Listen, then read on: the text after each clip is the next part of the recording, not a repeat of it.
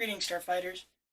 This is going to be a short video intro because looking at the plot summary on the back here for Ozark Sharks, today's movie, assuming this is correct, and for the most part the back of the DVD summaries have been accurate, even if IMDb or Letterboxd haven't. This is basically the same movie as Mississippi River Sharks, just set in Arkansas at a fireworks festival instead of in Mississippi at a fishing competition. So, yeah, that's not really anything I can add to that, is there? I get the feeling that I'm going to be watching the same movie, pretty much. Although this one was actually made first, so. Ozark Sharks, also known as Summer Shark Attack, from 2016. Plot summary courtesy of IMDb. A vacation to the Ozarks turns upside down when bull sharks somehow infiltrate Arkansas's freshwater lakes and wreak havoc on a town's big fireworks festival. Before I begin, let me say a few things about Mississippi River sharks I failed to mention before on the positive side of things. For starters, the romance actually did pan out. Neither party died. I said in the script that I was going to mention it if they did, and then I just forgot. Also, it was a mixed-race couple, which no one makes a big deal about, in Mississippi. Additionally, a whole 2/3 of the black characters with dialogue survived. That's impressive for this genre. I would normally save this kind of thing for the season wrap-up to explain why a movie I was hard on during the initial episode ranked higher than you might have expected it. But I felt I needed to put it here because, based on the plot description that I'd read on the back of the DVD before watching the film, I ended up going into this movie with the impression that it was likely to be Mississippi River Sharks, but worse. Well, it would be more accurate to say that Mississippi River Sharks was this, but better, since this one came out first, but in semantics. Anyway, the movie opens with an epic theme song that I'm not confident the movie can live up to. At least we don't take too long to get to the shark attacks, with 3 people being eaten in the space of a few minutes, including a character who has the same name as one of the mains from the previous movie. It's probably a coincidence, I shouldn't harp on it. Besides, as the movie starts to introduce us to the main cast, none of them, at least as far as I can remember, have the same names, so yeah, coincidence. As for these kills, the first one happens really quietly. Like, too quietly. As in, we don't even hear a splash. She just disappears when no one is looking. The next 2 deaths are nowhere close to that level of stealth. In fact, that kind of becomes a running thing through this movie, where how loud a character being attacked by a shark is depends entirely on if the story needs the heroes to hear the shark attack. Anyway, the main characters we're introduced to as a family, which includes a fun grandma character. So she's probably going to die.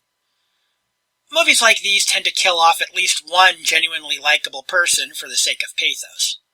Also included in this family is a sullen teenager who seems to only be a grudging participant in the vacation from the plot summary.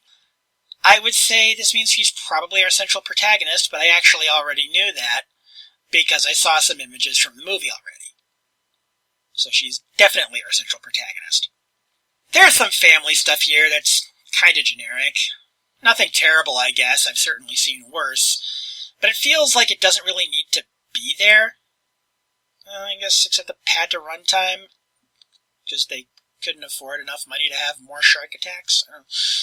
But yeah, based on that, I'm thinking that's why they kind of shoved in this whole pseudo-goth girl's boyfriend follows her on a family trip subplot kind of thing. I know I said I'm not the biggest fan of shark movies, and that remains true, but if I'm going to be sitting through 7 of these things, well, 6 plus an alligator movie, but more on that in a future episode, then don't waste my time with the kind of relationship stuff that, to be honest, is better handled on the friggin' CW.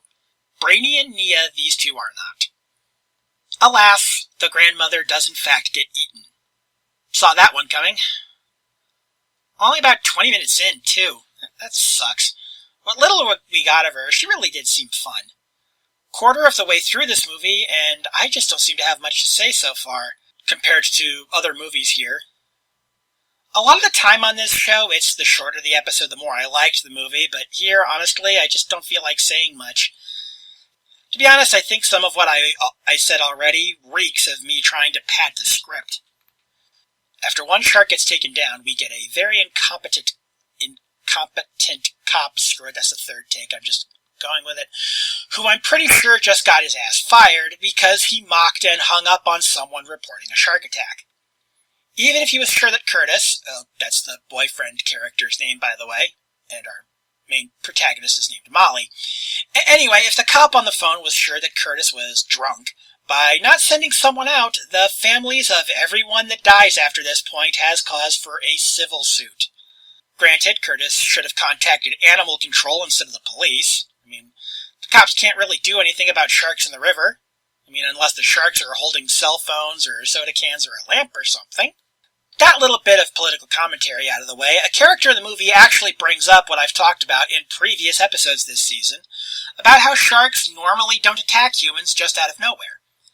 If the movie mentions loss of normal prey due to overfishing or pollution, I will be generally impressed. If. Spoiler alert, they don't. Some more stuff happens, and we get what I feel is probably going to be the worst line of the movie. We're gonna need bigger everything. Ha.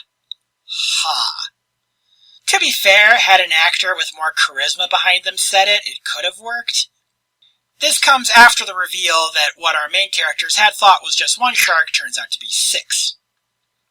Harrison, Molly's brother, runs into the one survivor from the opening sequence who, as you may have surmised from the screen cap so far, spends the bulk of the movie in a bikini top with dried blood from her friend's boyfriend all over her chest.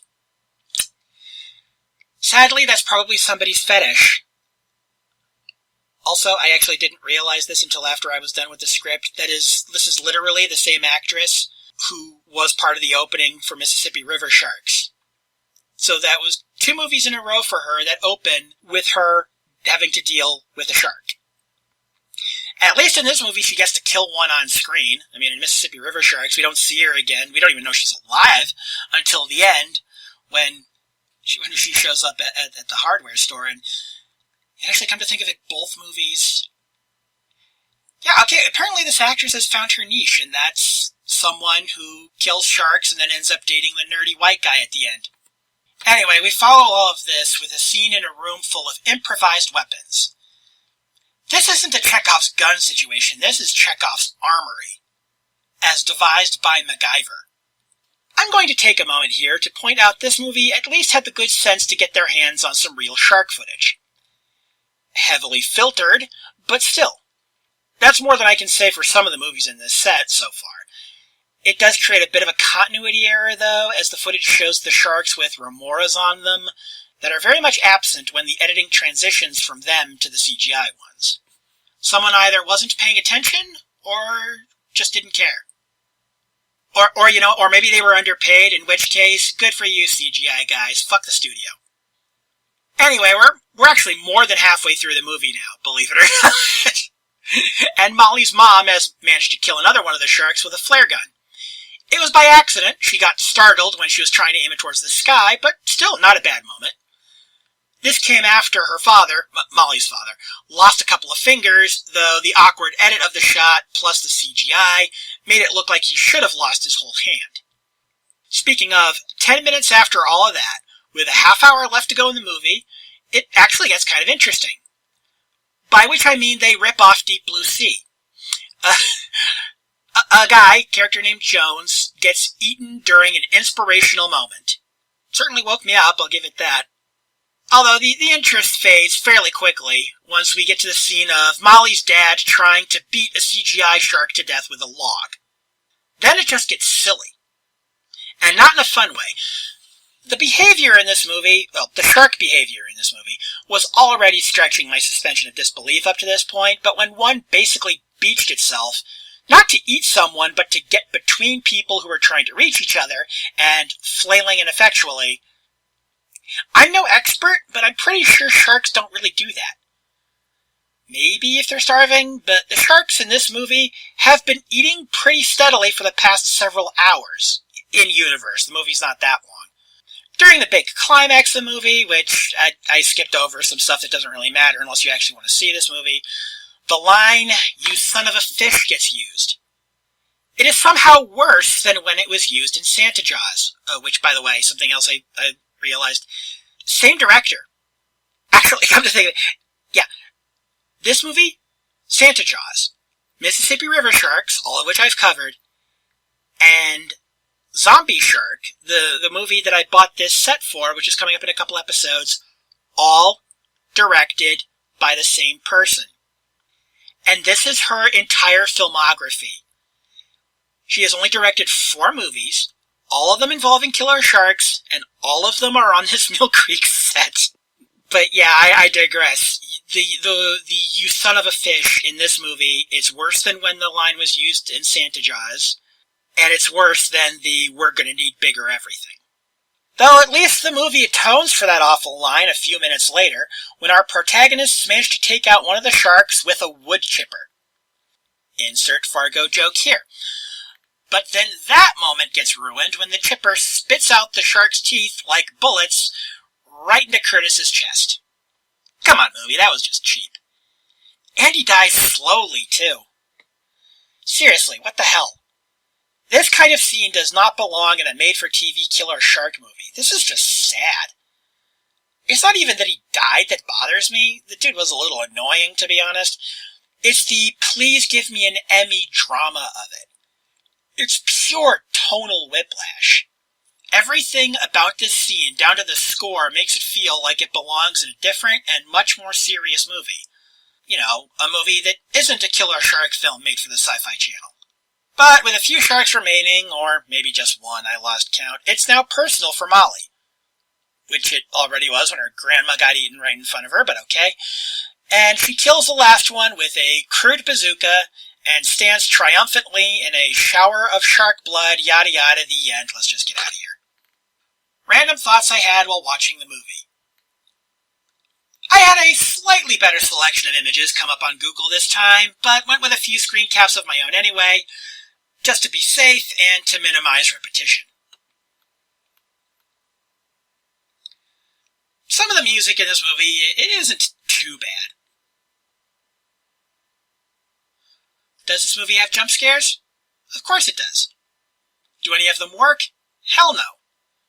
I could see them coming a mile away and I wasn't even trying. One of the very few people of color we see in this movie is an incompetent local official. Did I accidentally put on Paw Patrol? This movie has a character I mentioned earlier named Jones, who I think may have been modeled on Burt Gummer from Tremors. I can't say for certain that's true. It's not close enough to enter ripoff territory. But if that was the intent, all it did was make me wish I was watching Tremors instead of this. The only real chuckles I got out of this movie came from him, until he got eaten during the inspirational moment that I mentioned earlier.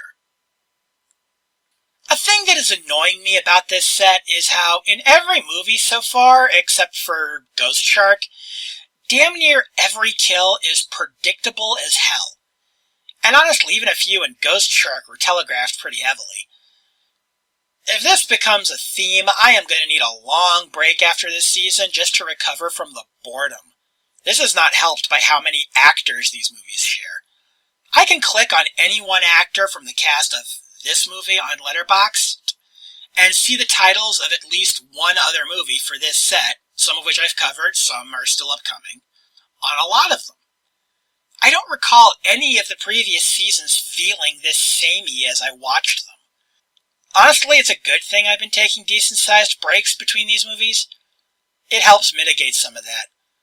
Imagine how dulled I would feel trying to binge all of these movies like over just a month or something. Most of the screen caps I found for this movie came from the first half for some reason.